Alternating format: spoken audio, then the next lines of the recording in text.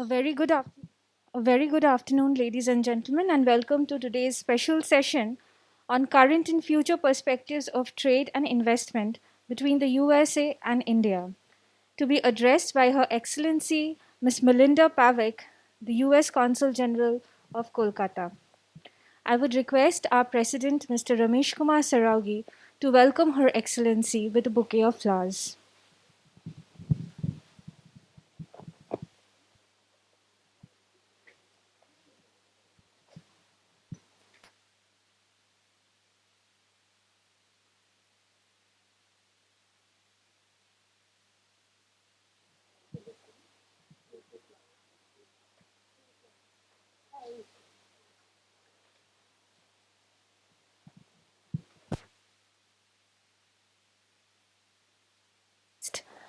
Our Senior Vice President, Mr. N.G. Khaitan, to present the Uttariya to Her Excellency.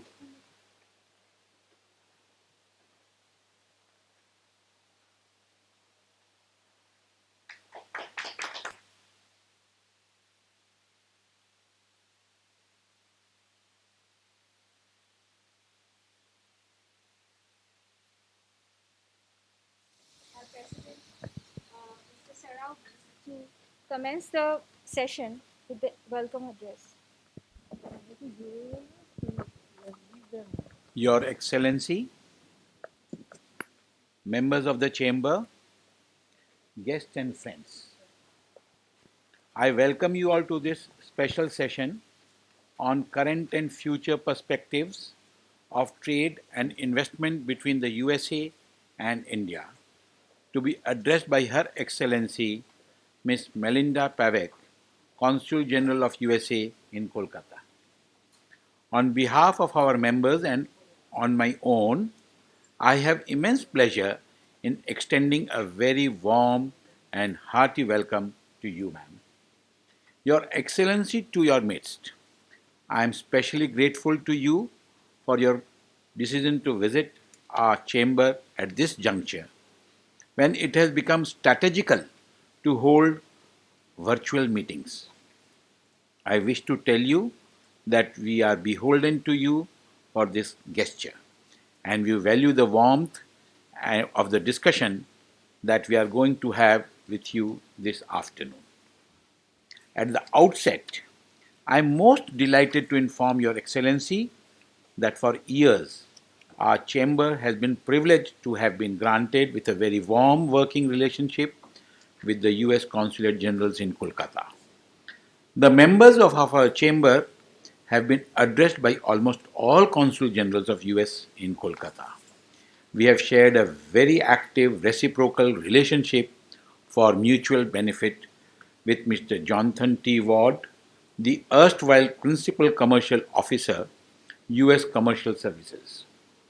Your Excellency, in terms of interim reports, bilateral trade in goods between the US and India was of the order of US 78 billion in 2020, and between January and September this year the value is about US 81 billion.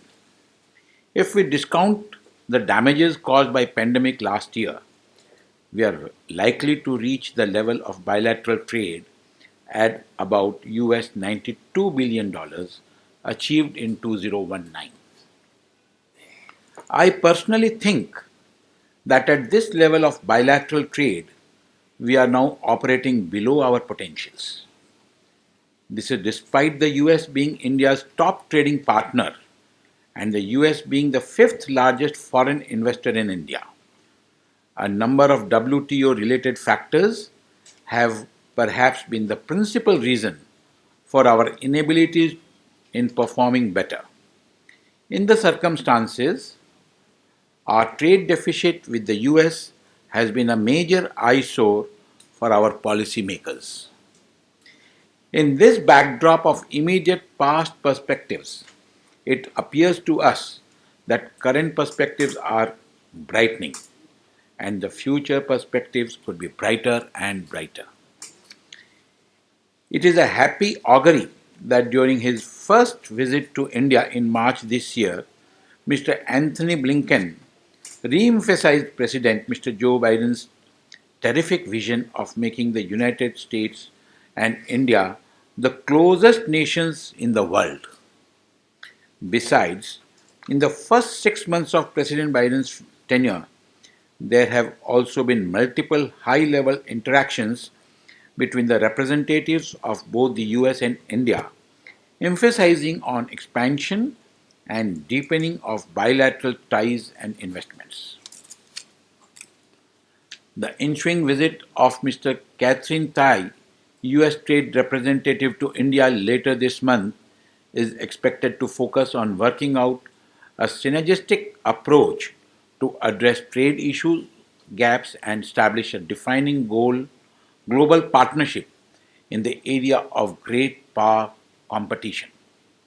I personally feel that a new US India free trade agreement, laying the groundwork for a robust and broad economic partnership, will provide a major breakthrough in India USA bilateral relationship, while simultaneously promoting greater global economic prosperity and stability. I would request Your Excellency to outline your valuable views on the possible opportunities for the Indian industry in the emerging ambience of US India economic ties. Secondly, in the context of the pandemic and the new geopolitical relationship that is evolving, we are optimistic that Indian manufacturers hold greater potentials in occupying a few critical positions in US supply chain. The reason for the positive thinking in this regard is the economic recovery that we are witnessing, while a number of major economies are still struggling for recovery. Foreseeing this perspective, lead, leading global investors seem to be working on India's potentials. According to latest World Investment Report of the UNCTAD, with a FDI of US $64 billion in 2020, we were the fifth largest recipient of FDI in the world. Our National Monetization Pipeline project for infrastructure development is expected to be a major game changer. I shall be grateful if Your Excellency could share your thoughts in this regard as well. In the manufacturing sector, indigenization of defense production is now a major strategy of Government of India. It is a matter of pride for us that our chamber is working very closely with Department of Defense Production of Government of India. We have established a defense sector facilitation center at our premises to provide hand-holding support to the MSMEs of Eastern India in this sector. We are interested in holding a virtual workshop with some of the leading OEMs in the defense sector in the US. Your Excellency, I shall be grateful for your support in this regard. In addition to trade and investments, some of our members have established institutions for higher education. This is also an area in which our chamber is interested in working closely with some of the reputed educational institutions of US.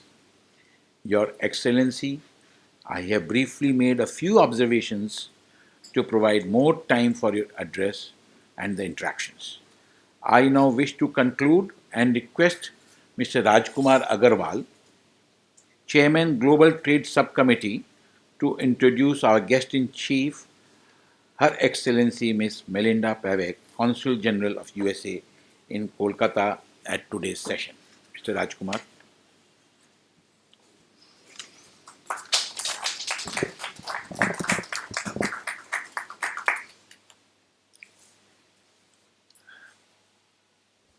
President Mr. Saraogi, Shri Khaitan, Shri Sitaramji Sharma, my colleagues in the committee, guests and friends.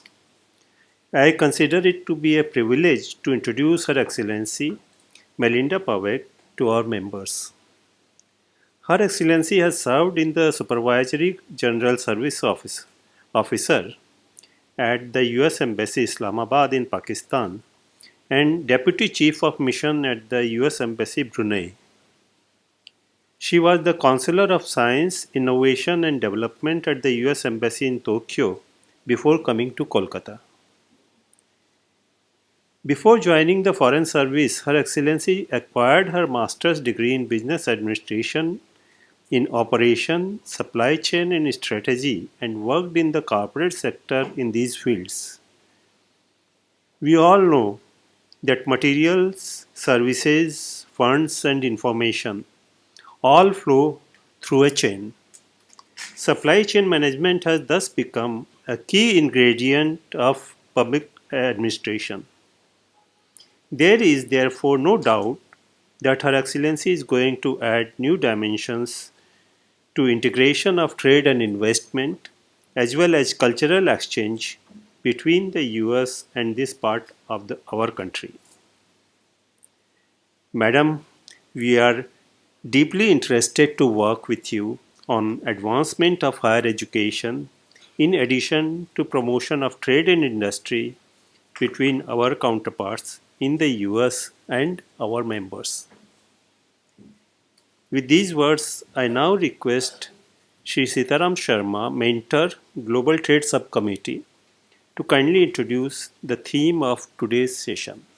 Mr. Sitaram Sharma.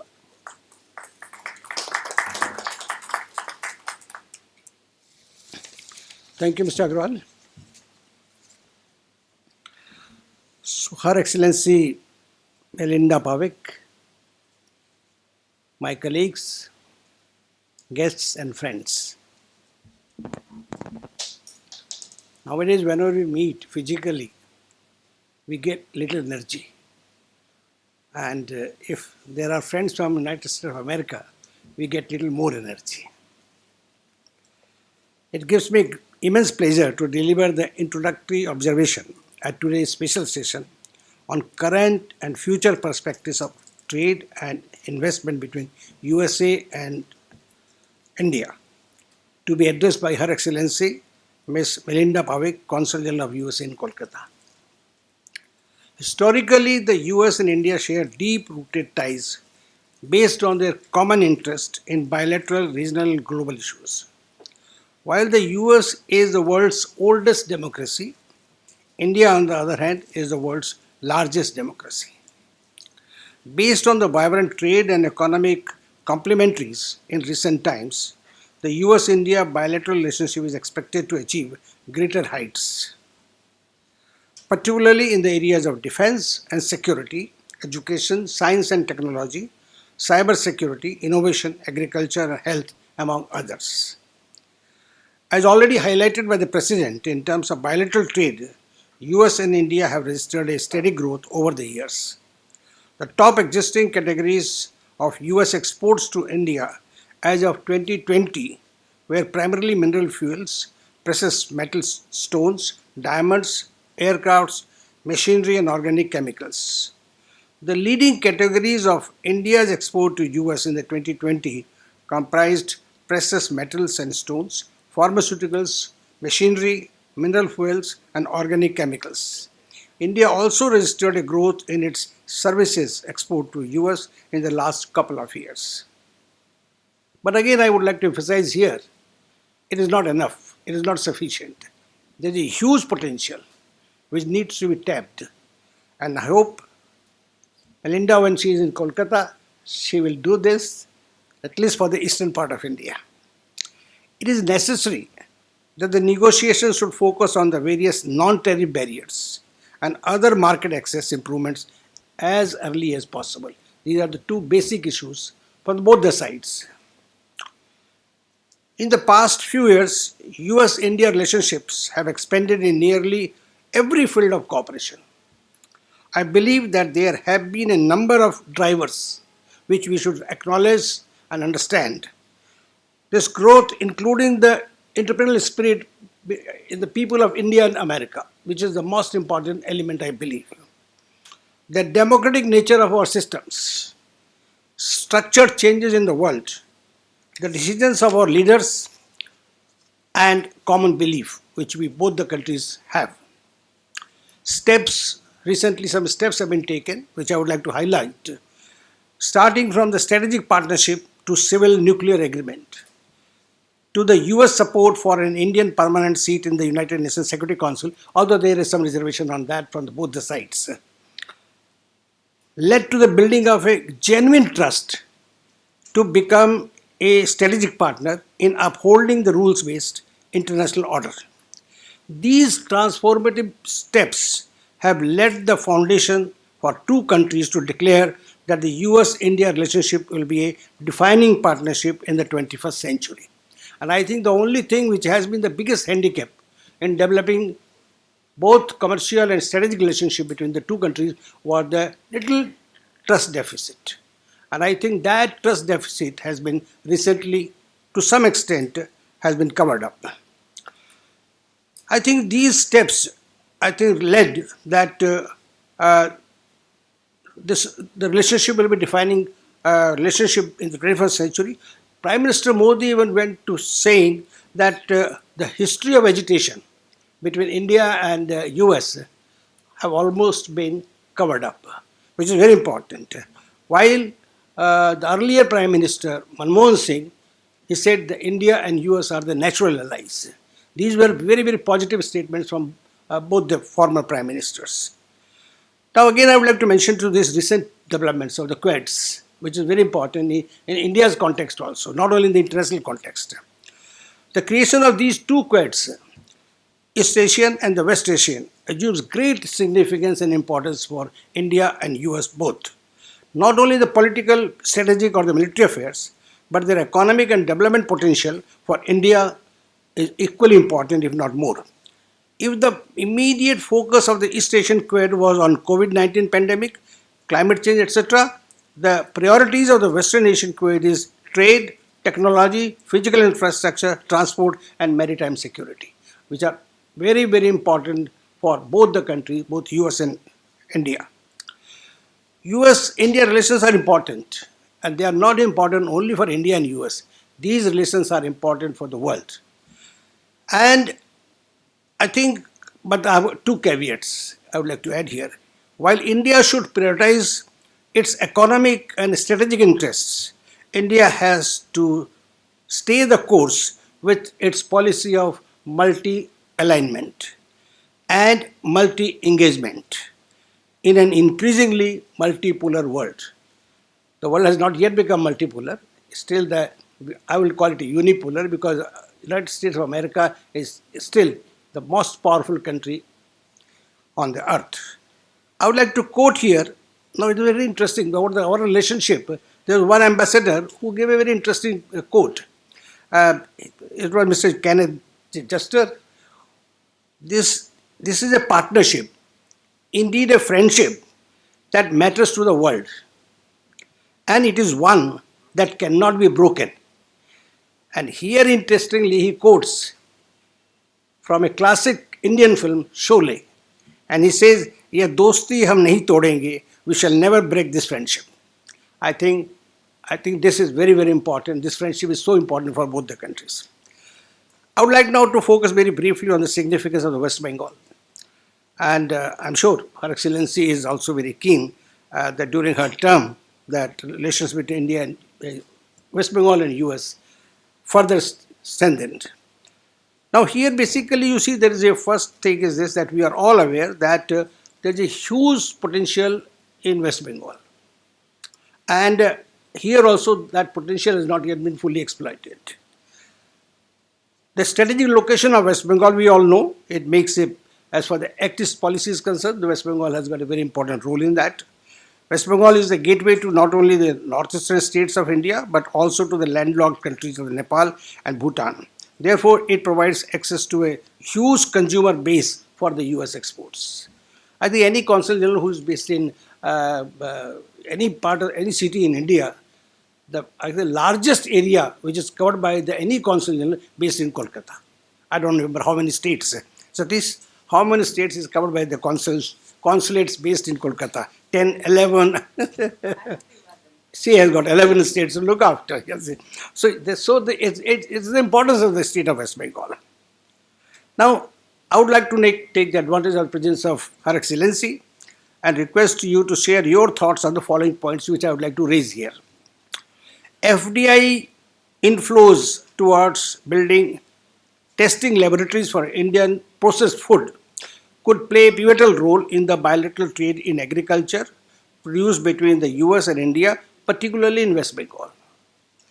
And I can mention here, Her Excellency, that our chamber specializes in the food processing and we have expertise in that. Now, contributing about 50% share of the total exports, West Bengal is the hub of the leather goods export, which is another very important area from India. However, the chemical consumed making in the leather products are in high volume and is not domestically produced. Most of the chemicals are imported from Germany. This leaves an opportunity for the US to export the chemicals at lower prices or to build chemical factories as a part of investment. I think this is a huge area here. I think US should come forward in setting up the chemical factories, and they have got the expertise, knowledge, and the finances, and it can have a very good synergy with the state of West Bengal. The insurance sector, which is another area, very potential area, where the government of India has now released its policy in the insurance sector in a big way, for the investment from the US. And like you see in this year's budget, our finance minister has increased the FDI limit for investment sector from 49% to 74% in order to attract more overseas capital. So, madam, please organize the visit of some of the big insurance companies to Kolkata, and our chamber will be offered to all the facilities for that, and we can become the umbrella organization for the insurance sector. Because you see, we many of us in India don't know that in the financial sector, particularly in America or the Western countries, insurance companies are the key. Banks are also controlled by the insurance companies. If your insurance companies are with you, capital is with you. Like here, we all keep on changing the banks. There, they keep on changing the insurance company. So now, despite the ongoing diplomatic tensions, India has been dependent on China for manufactured products like the consumer electronics, computer hardwares, electronics, refrigerators, air conditioners, etc. Establishment of manufacturing hubs in India or supplying such manufactured commodities to India is a potential area of investment and trade. Japan, you have been there before coming here. Japan has been very actively considering India as a center. We have not heard so much that anything is coming from America. America is setting up their manufacturing hub in India, particularly in Kolkata. We'll be happy if during your term, if you can do something in this regard. The healthcare and the pharmaceutical sectors are also potential sectors for the FDI and trade between India and the US. The hospital industry is anticipated to increase. You see, during this pandemic, the one industry which made the huge profits has been the pharmaceutical industry. In our country, in your country, everywhere. Suddenly, the hospitals became very profitable business. Like it was earlier the hotels were profitable. Now hospitals became profitable. So now I think this hospital industry is anticipated to increase at the CAGR of 16-17% to USD 132 billion by 2023, up from 61.8 billion in 2017. According to Indian Economic Survey 2021, the domestic pharmaceutical industry is expected to grow threefold by 2030. Currently estimated at 42 billion in 2021, the market is to further expand to 120 to 130 billion, given that the government allows 100% FDI in the new or the greenfield FDI in this sector. This could provide a good opportunity for the pharmaceutical industry and the hospital industry.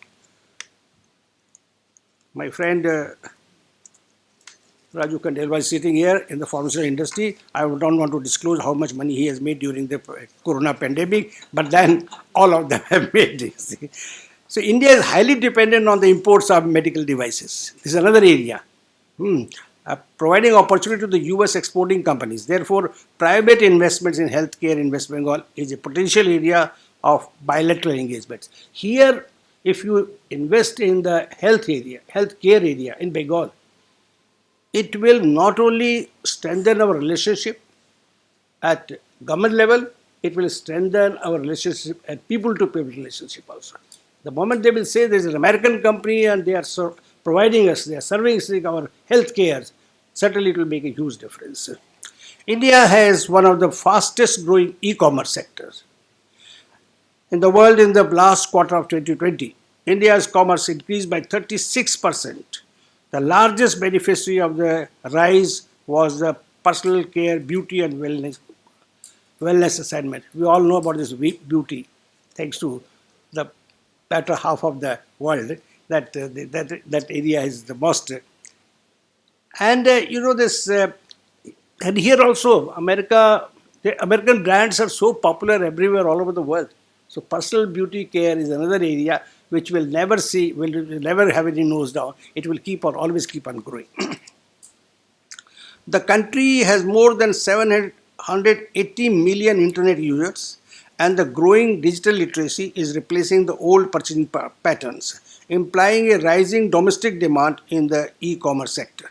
For B2B commerce, 100% FDI is allowed, which is very significant. I think recently, government has made huge relaxation, both inviting the foreign capital and investors and similarly giving the same incentives to the Indian investors also. This rise to gives an opportunity for the B2B trade relations. And here the government is also, along with giving this FDI, 100% FDI, they have also introduced this automatic route in most of the areas, making the doing business much, much easier. And I think that is also very important. The government of West Bengal is focusing on strengthening of the manufacturing capabilities of the industry, particularly the MSME, aided by robotics and artificial intelligence. Now, these two areas we need support from the American industry, because this is only based on the artificial intelligence and the robotics. Tomorrow's industry will survive, and they can play a very important role. So, collaboration between the government of West Bengal and the US in upgrading to Industry 4.0 in West Bengal is also potential sector partnership. Her Excellency, I think there are 2-3 major projects which will come in West Bengal, where I think the investors from your country can play important role. You see, Bengal is going for another Recording port. in progress. Sorry. Okay, keep on doing it. So the West Bengal is going for a major port here, which will be the third or fourth port. And there also the American companies can play a very important role. In another area, major big project is a coal project, which is the second largest project in the world, needing huge financial support. And the companies, US companies, they can come and can invest here and can play a very important role. These are two major projects likely to come, and which is, I think, important. Here, like you see, the clean coal technology, we are suffering. In Calcutta, in Delhi, I was just seeing today only, the air quality is just deteriorating, going down every day. Although in Calcutta we are not that badly affected, but Delhi is very, very badly affected. And new applications of the coal generated from existing thermal plants where India can collaborate. In this regard, green tech and sustainable financing for green infrastructure is a potential area, Excellency. Now, these are some of the humble submissions, and with these words, I conclude my introductory observation. I can now hand over to Mr. Rajkumar Agarwal, Chairman, Global Trade Subcommittee. Thank you.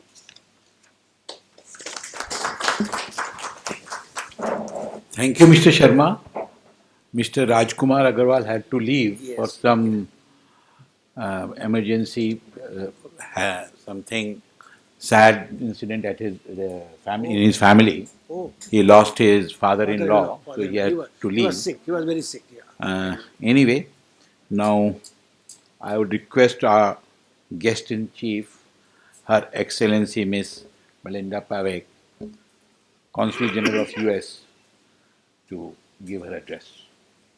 So thank you very much, Mr. Sarogi, Mr. Sharma, Mr. Kaitan. Good afternoon, everyone. It's very nice to be here. And listening to all of the remarks already makes me realize two things. First of all, there's a reason that Kolkata is known as the intellectual and cultural capital of India. And that's because every time I go to a session and I listen to the remarks, I learn so much. And it puts everything into context what a wonderful city this is. The second thing I wanted to say is that there are a lot of to-dos that you've added to my to-do list. I'm happy to say that many of them were already on my to-do list, but every session I go to, we add more to-dos to the things that my consulate wants to work on. So thank you so much for inviting me today, and I'm delighted to be here and to have the opportunity to meet you. Before I got here, I learned that the Bharat Chamber of Commerce has represented the interests and aspirations of a wide range of industry sectors in our region for well over a century. And that's such an impressive history. Your chamber's efforts to provide a forum for industry-government interactions, to promote trade and to encourage entrepreneurial activity, and your commitment to socioeconomic development in Eastern India is very commendable. So we look forward to partnering with you to strengthen and deepen U.S.-India economic ties. The United States and India have a strong strategic partnership founded on shared values and a commitment to a free and open Indo-Pacific region. That was discussed in a number of the remarks so far. And the growth in our economic ties has been extraordinary. My numbers are a little bit different, so again, but they're going in the right direction. It's the right trend. According to my numbers, we had trade of about $20 billion in 2001, and it has exploded to $145 billion in 2019. But of course, the pandemic has taken its toll, and 2020 was not a good year for anyone in the world. But even during that time, the U.S. remained India's largest trading partner and largest export market. But the 2021 data is looking positive. We have data available through August that shows a 50% increase over our 2020 numbers. And if that rebound continues, we will be on track to exceed our 2019 numbers, which were the largest to date. So things are looking positive, assuming that the rebound continues. U.S. companies are consistently India's biggest source of foreign direct investment, as well as collectively its best partner. U.S. investment has created more than 5 million jobs in India, and those are formal economy jobs that also boost India's tax base and provide other benefits to the local economy. So in addition to job creation, U.S. companies also play a critical role through their unparalleled contributions in research and development, in personnel training and development of local managers, and in incorporation of Indian output products into crucial global supply chains. When I studied supply chain so many years ago, it wasn't even a thing most people understood. I will say that the pandemic has been a time when more people understand the concept of supply chain than have ever understood it before. And of course, we've all needed to become experts in supply chain. Our bilateral relationship is one of mutual benefit. Just as U.S. companies have invested in India, Indian companies have made great strides in investing in the United States. According to our latest data, the stock of Indian foreign direct investment in the United States is $12.7 billion, supporting more than 70,000 U.S. jobs, $226 million in research and development, and $2.2 billion in U.S. exports. So those are significant numbers and show the depths of our ties. Our people-to-people ties continue to be the bedrock of our relationships, as we've discussed as well. Nearly 4 million Indian Americans call the United States home and contribute to their economies and proudly serve their country in uniform. And this is especially meaningful this week as we commemorate Veterans Day in the United States and Remembrance Day here in India. The total number of Indian students in the United States has more than doubled over the last decade and reached a record high of 200,000 last year. We would love to see that number increase further, as our experience shows that relationships that are built in our student days last a lifetime and pay long-term connection dividends in all sectors. I enjoy meetings when I hear about the people who have family members in the U.S. and the connections that we've had. I think that that's a very important component of our relationship and partnership. So, as I speak, the UN Climate Change Conference of the Parties, or COP26, comes to a close. Climate change is already ravaging the world and is costing our nations, our companies, and our people trillions of dollars. But within that catastrophe that is growing, there is an incredible opportunity. And for the United States and all nations who are ready to make change possible and promote clean energy opportunities and clean energy alternatives, we have an incredible opportunity. To quote President Biden, we are standing at an inflection point in world history. The choices we make today will resonate for generations to come. So the United States is committed to cutting greenhouse gas emissions 50 to 52% below 2005 levels by 2030, is committed to reaching a 100% carbon pollution-free power sector by 2035, and committed to achieving a net zero economy no later than 2050. President Biden is also committed to partnering with countries in need to strengthen the resilience of their communities and to reduce tensions and risks of instability around the globe, especially for those economies that are vulnerable to the unavoidable impacts of climate change. In June 2021, G7 leaders committed to launch a values-driven, high-standard, and transparent infrastructure partnership that will meet global infrastructure development needs. Building on that commitment, President Biden and European Commission President von der Leyen hosted a discussion on the margins of COP26 on how infrastructure initiatives must simultaneously advance prosperity and combat the climate crisis in line with both the Sustainable Development Goals and the Paris Agreement.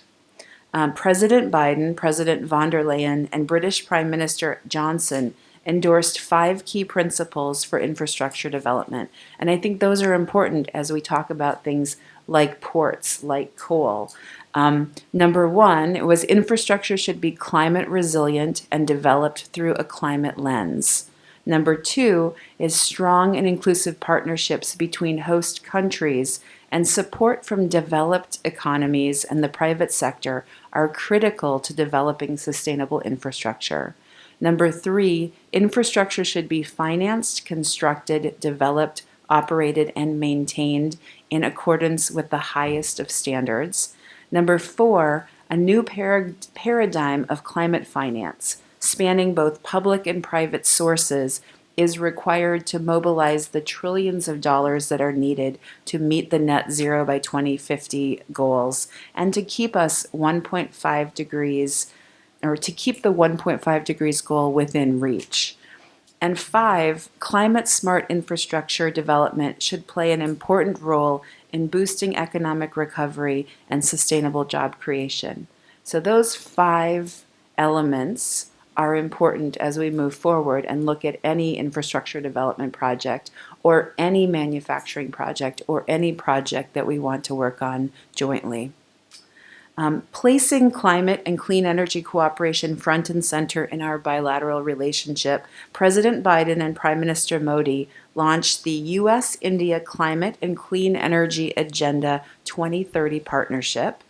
The partnership will elevate ambitious climate action as a core theme of U.S.-India collaboration and support the achievement of India's ambitious targets, including the enhanced target that Prime Minister Modi announced at COP26 of reaching 500 gigawatts of non-fossil energy capacity by 2030. The partnership will increase financing and accelerate the deployment of clean energy and will proceed along 2 key tracks: the Climate Action and Finance Mobilization Dialogue and the Strategic Clean Energy Partnership. So, working together, the US and India will develop innovative clean technologies needed to reduce greenhouse gas emissions in industry, transportation, and construction today and into the future. We will also increase capacity to measure, manage, and adapt to the climate crisis related impacts that we are already seeing today. Aiming to put the world on a sustainable climate pathway, the United States launched the Global Partnership for Climate Smart Infrastructure. To work with our partners on this initiative, the U.S. Trade and Development Agency, USTDA, launched the Climate Technologies Exports Initiative. It is a public-private partnership to support the development of market opening standards overseas and the export of clean energy and climate smart technologies and services from the United States. If your chamber is interested in learning more about this initiative or other USTDA programs, my team would be happy to connect you with the agency's representative in India. Also, the U.S. Department of Energy, DOE, is partnering with counterparts from the government of India and with industry members to establish public-private task forces that focus on bilateral cooperation in specific energy sectors. We have revamped the U.S.-India Low Emission Task Force to focus on responsibly using natural gas as a transition fuel while reducing harmful emissions. We established the U.S.-India Hydrogen Task Force to scale up this emerging fuel technology and bring the cost down to make it financially viable as an energy option. And we announced the establishment of the U.S.-India Biofuels Task Force, where public and private resources will work together on exploring the opportunities for using biofuels to decarbonize the energy sector. If you are interested in participating in any of these public-private platforms, please let me know, and my team will connect you with the Department of Energy attaché in India. And then I'd also like to take this opportunity to share some information with you about U.S. International Development Finance Corporation, or the DFC. DFC is a U.S. development bank, and it partners with the private sector to finance solutions to the most critical challenges that the developing world faces today. It invests across sectors and provides financing for small businesses and women entrepreneurs in emerging markets. As of 2021, DFC has a portfolio in India valued at over $2.5 billion, covering projects across multiple sectors, including many that were mentioned today, including renewable energy, manufacturing, agriculture, healthcare, private equity, housing, and insurance. And in fact, on October 25th, DFC's Chief Operating Officer, David Marchik, and Biological E Limited, the Managing Director, Mahima Datla, unveiled the expansion of Biological E's vaccine manufacturing facility in Hyderabad and finalized a U.S. government financing arrangement that formalized a $50 million loan to expand the company's capacity to produce COVID-19 vaccines. So the continued partnership will help to bolster near-term COVID-19 response efforts and will also benefit long-term global health in India and throughout the Pacific region. This work is in support of the historic commitment that was set out by President Biden and his counterparts in the Quad, Australia, Japan, and the United States, and of course India. The DFC has the capacity to fund hundreds of millions of dollars in new projects over the next fiscal year. And we would be happy to facilitate an introduction to your chamber's members if you would like to know more about DFC's financing tools for the private sector. Some of you may have virtually attended the recently concluded 4th Annual Indo-Pacific Business Forum that was held October 28th through 29th, co-hosted by our two governments but held virtually online. The forum advances the United States vision for an open, interconnected, resilient, and secure Indo-Pacific region. And more than 2,300 business and government leaders from the United States, India, the the economies of the Indo-Pacific region, and the countries around the world participated. Even though the timing was not great, we must admit, but time zones are a thing. The event provided opportunities for business executives and government leaders to forge connections, to learn about industry, regulatory, and policy trends, and to explore new ways to contribute to regional and global economic recovery. The conversations hosted during the forum focused on three themes: economic recovery and resilience, climate action, and digital innovation. So I appreciated hearing from the US and partner nation officials and executives who represented businesses operating in the Indo Pacific. And I enjoyed hearing about a wide range of commercial deals and new initiatives. So there are three deals with a connection to India that were announced that I want to highlight today. First, Arizona-based First Solar announced a decision to invest $684 million in the Indian state of Tamil Nadu for a new vertically integrated solar module manufacturing facility. The investment is linked with creating more than 1,000 jobs, with 600 of those jobs anticipated to go to women. The U.S. Agency for International Development, USAID, announced $49 million for the South Asia Regional Energy Partnership, SARIP. This initiative will improve access to affordable, secure, reliable, and sustainable clean energy in Bangladesh, Bhutan, India, the Maldives, Nepal, and Sri Lanka, in line with the economic and energy security priorities of these nations. And then the DFC announced it is providing a $50 million loan to Northern Arc Capital to expand its portfolio with a focus on loans for women-owned businesses and food scarcity in India. The loan is a part of a co-financing arrangement with the Japanese International Cooperation Agency, JICA, which will also provide a $50 million loan. This arrangement is especially meaningful to me because during my prior assignment in Tokyo, my team and I worked to create the relationship and agreement between DFC and JICA that would facilitate co-financing opportunities like this one. So these are just some of the examples of ongoing U.S.-India initiatives. I look forward to hearing more of your ideas about how we can collaborate with your chamber in areas that will advance our prosperity, promote our shared democratic values, and bring the creativity and brilliance of our people together to solve the global problems of today and tomorrow. So thank you very much for your ideas and your time.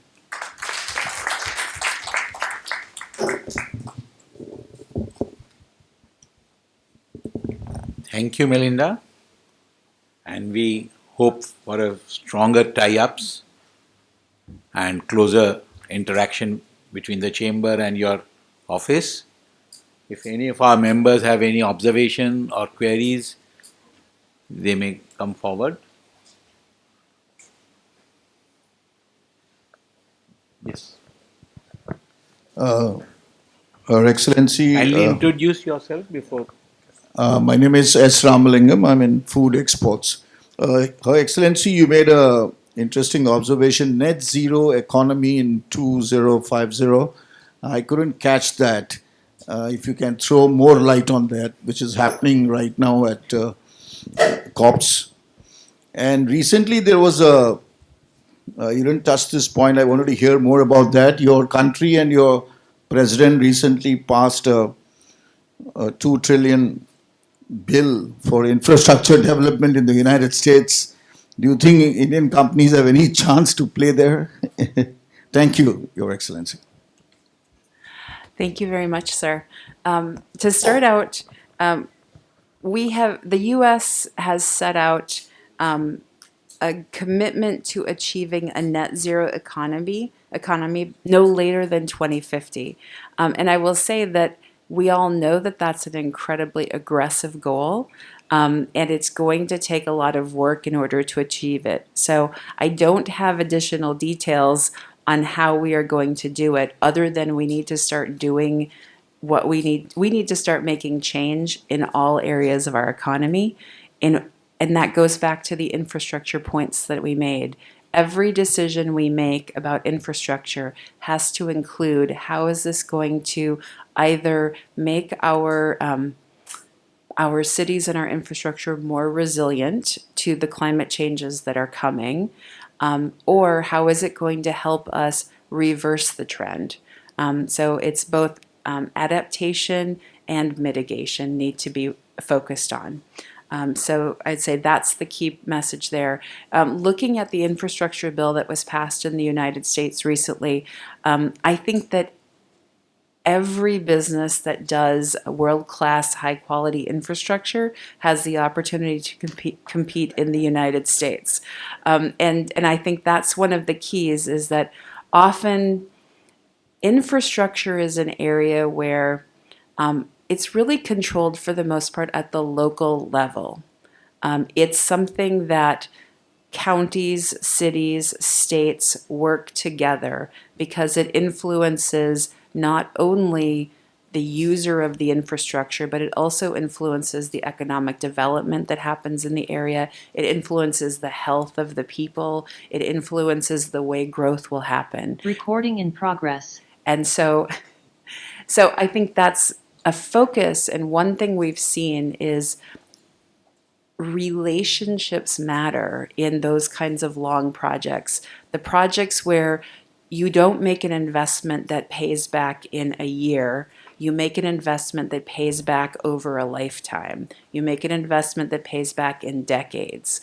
And so I think that's one of the things that we see in infrastructure more broadly. So the fact that there are such strong ties between the United States and India, the fact that there are so many Indian businesses that are doing business in the United States as both Indian and U.S. businesses, I think gives Indian business owners a strong opportunity to compete. Anyone else? Yeah, please.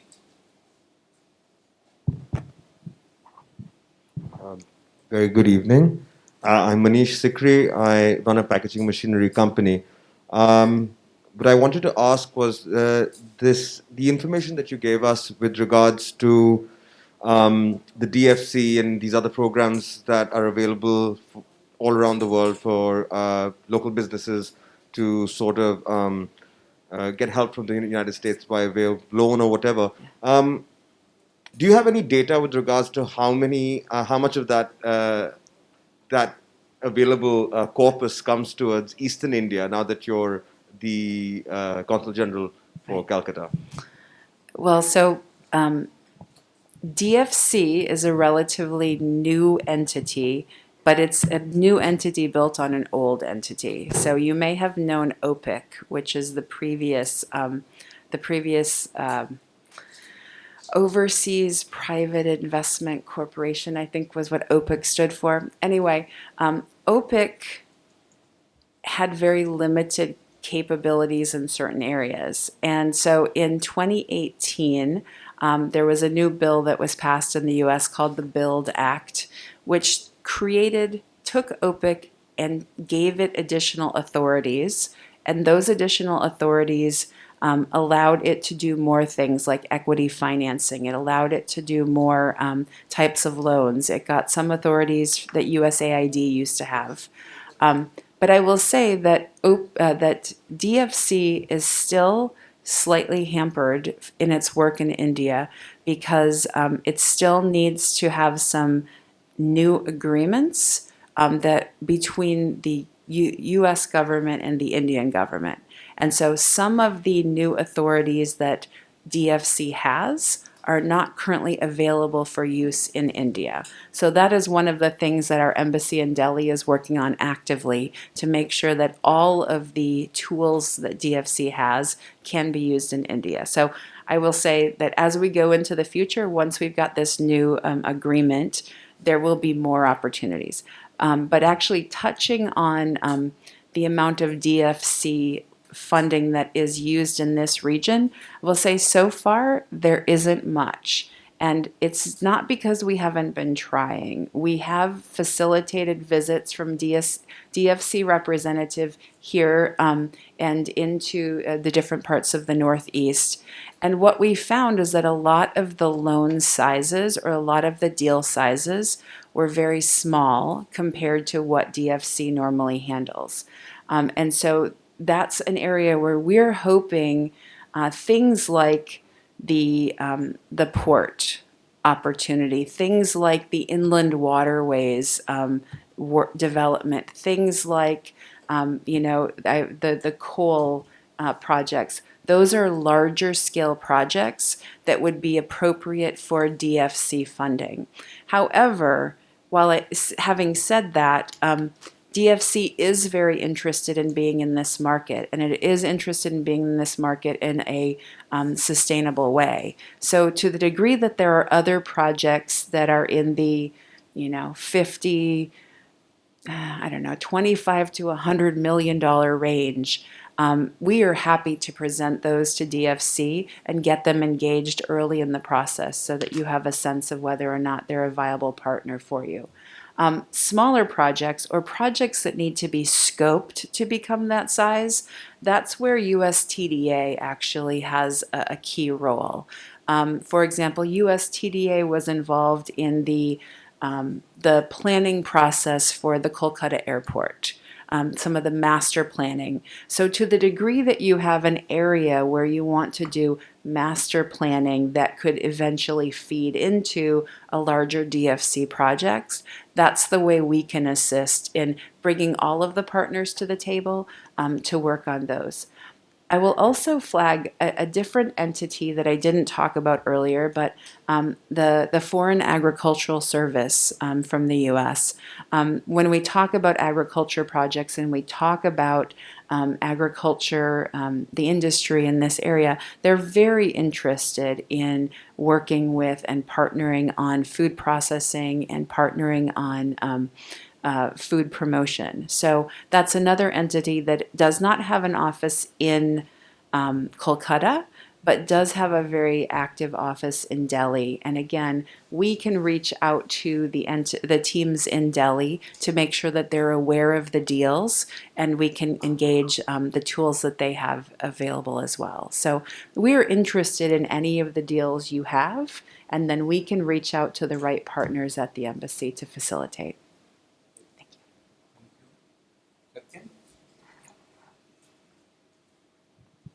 Good evening, Your Excellency.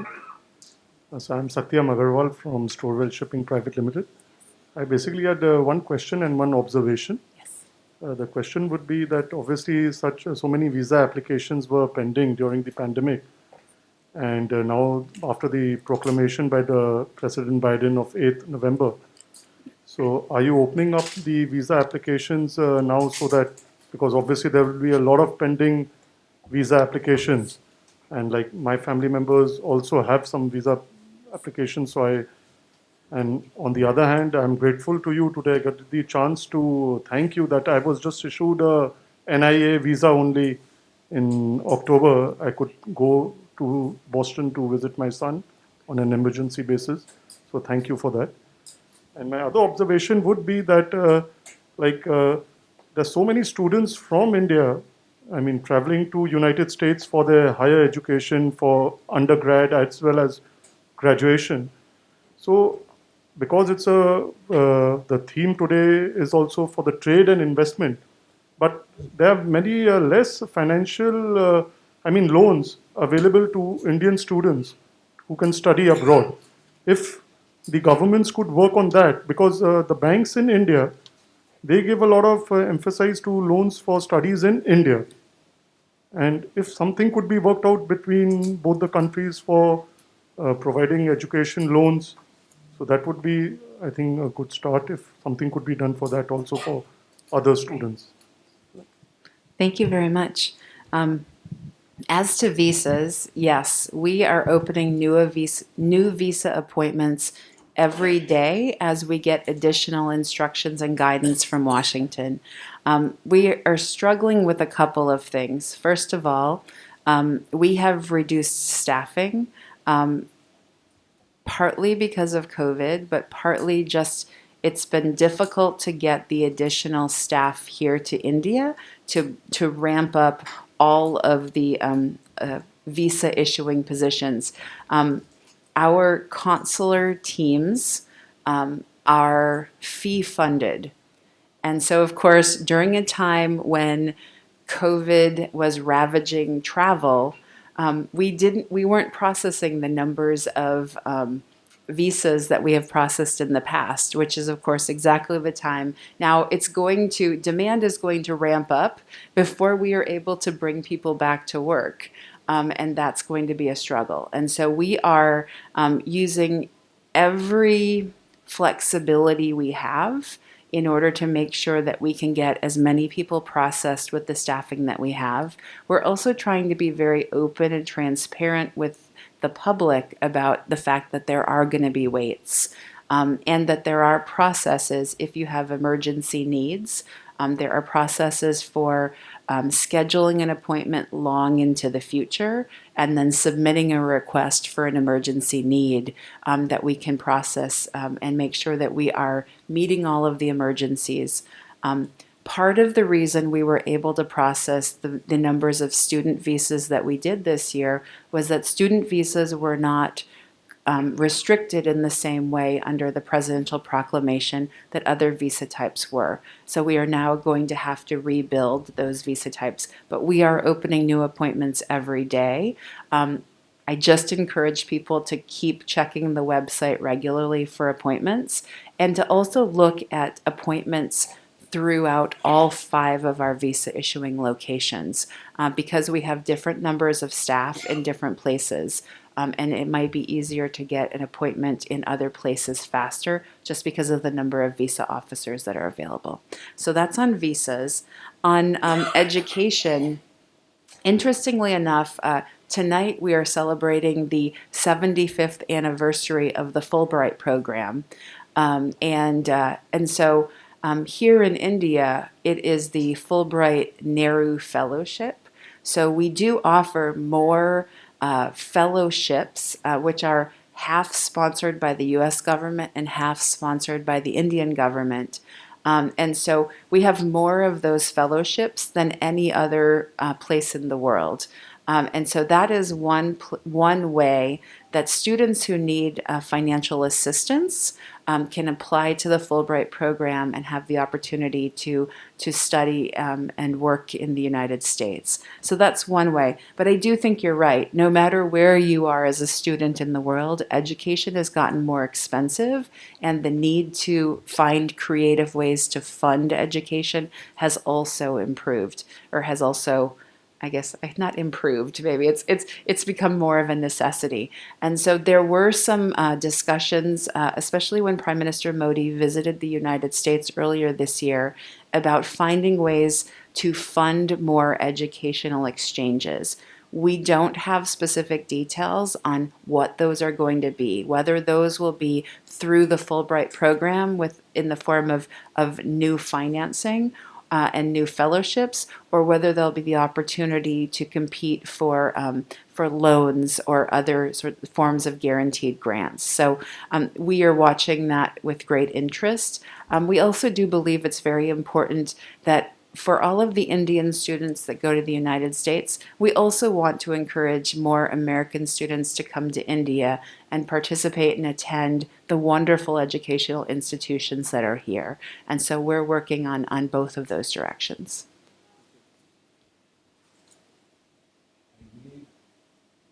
We don't have any more questions or observations. Now I request our Senior Vice President, Mr. N.G. Khaitan. Sorry? Mementos, yeah.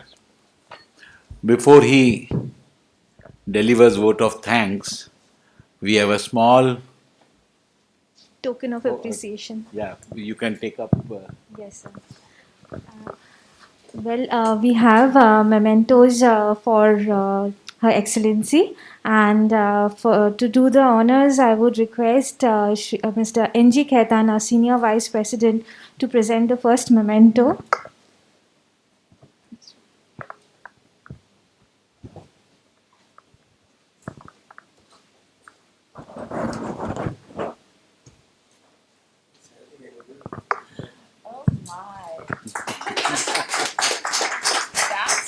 I think I might have to send it to my partner who's in Chicago, so he remembers what I look like. That's so kind. We also have another memento for Her Excellency, and for this one, I would request Mr. Saraugi, our President, to hand over the memento. It's a Your Excellency, it's a Dokra art form, which is an indigenous art form of Bengal. It's made by the rural artisans of Bengal. It's fantastic. Thank you.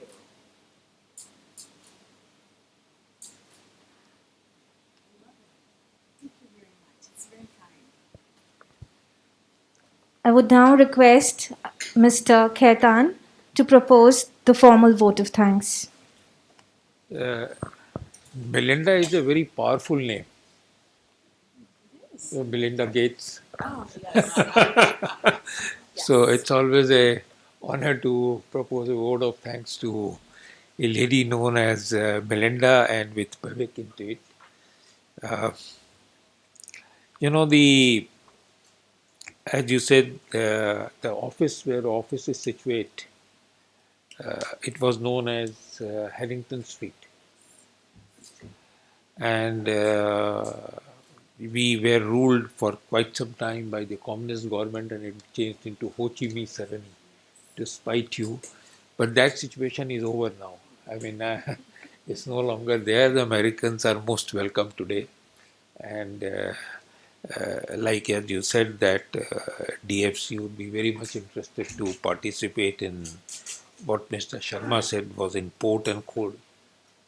Inland waterways is a very important area for West Bengal. They want to start the waterways from Varanasi to Calcutta, and this can be a very, very lucrative area. And I think uh, if you permit, the chamber can be a catalyst with you and the West Bengal government if development of coal block, which is one of the largest coal blocks, the port, and also in relation to inland water, if we can be a catalyst between you and the state of West Bengal for development of these areas. Uh, the other issue was that the change which has taken place. I think the relationship between India and USA has changed so dramatically that few days back you passed a bill that you want to have a Deepavali as a national holiday in America. What can be a better thing than that? And that's a testimony of the relationship which you perceive. I mean, and the way you take India, that you want to make our most auspicious festival as a national holiday of America. I mean, we are really grateful to the present administration for considering this, and that shows how you conceive India and how you want to deal with India, and how you want both as brothers and sisters and brothers.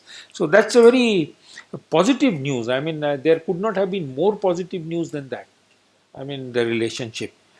So I'm sure, with you here and with the new environment and new feeling which we have, these two countries have together, and post Clinton, almost all the presidents have visited India.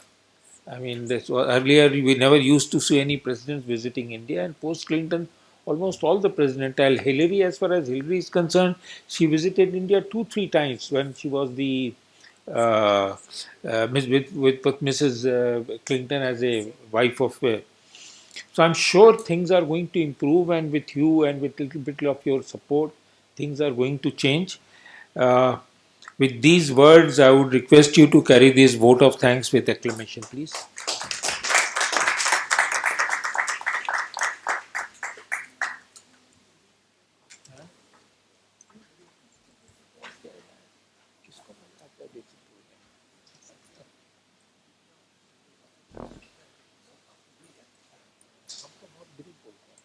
ये जो देते हैं उसमें कुछ नहीं बोलते।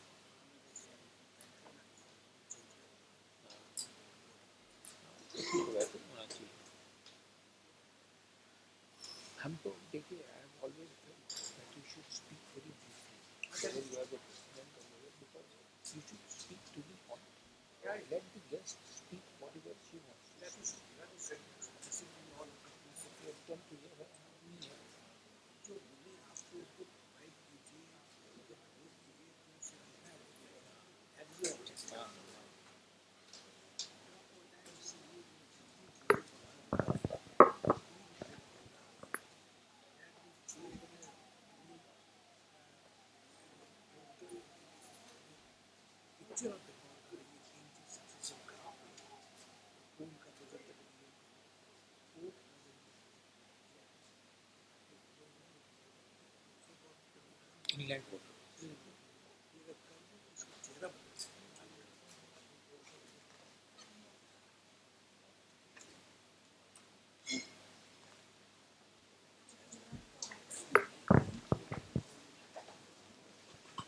We request everyone to join us at high tea, please.